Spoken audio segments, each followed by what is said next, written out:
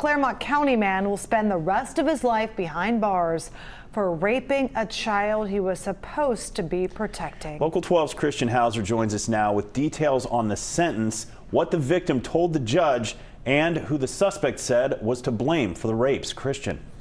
Yeah, Adam and Megan, during the sentencing just a little while ago, Charlie Theaderman was sentenced to at least 240 years in prison. Now, a jury found him guilty of 93 charges, including rape, as well as other sexual-related charges.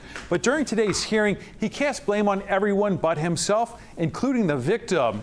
Now, Theaderman was led into court wearing his orange jumpsuit. Now, he had handcuffs as well as a folder of documents. He actually represented himself during the trial and did so again for today's sentencing.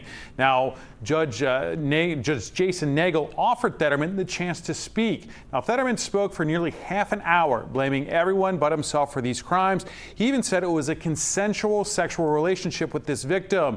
Here he is claiming that that victim was the one in control of these sexual assaults.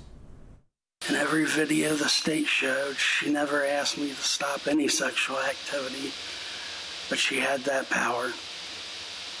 She verified this during trial with the question about oral sex. She had the ability to do or not do anything at any time.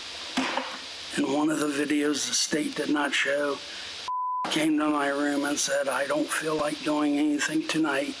And my response was, "Okay, give me a rain check for tomorrow." Yes, you heard that right. Theaderman admits to telling a child she could give him a rain check to sexually assault her the next day. Now, after he was finished speaking, the victim was then given her chance to address the judge as well as Theaderman. Here's what she said about the years that she was being abused and raped. When I turned 13, I never would have expected to be in the position where I'm at. The 6 years in that home was the worst 6 years of my life. All of the abuse and neglect hidden by lies so the CPS worker wouldn't take us. On top of that, the emotional abuse and manipulation took an immense toll on me. His apologies are like a slap in the face. He's only sorry he got caught. He paints himself as the victim, but we are the survivors of that home. We are not naming this victim, but she did give us permission to videotape and record her statement in court. Now, after the hearing, I spoke with the assistant prosecutor, Christina DeTillo, after the sentence was handed down. She spoke about how brave that victim was to come forward, and she also talked about how challenging the trial was for her since Theaderman represented himself. He actually questioned his own victim. She had to look at him and she had to answer his questions, as heinous, disgusting, and inappropriate as they were. And she did great. She really did. She was the composed young woman that you saw today. She should be proud of herself, and I hope she is.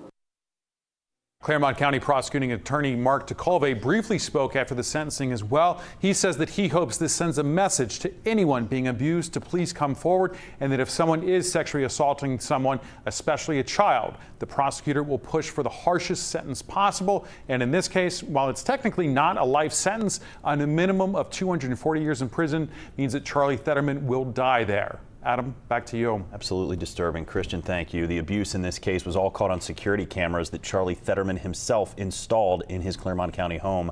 He tried to delete the videos, but Union Township police were able to recover the evidence. The minimum 240-year sentence is the longest the prosecutor says he could find in recent memory.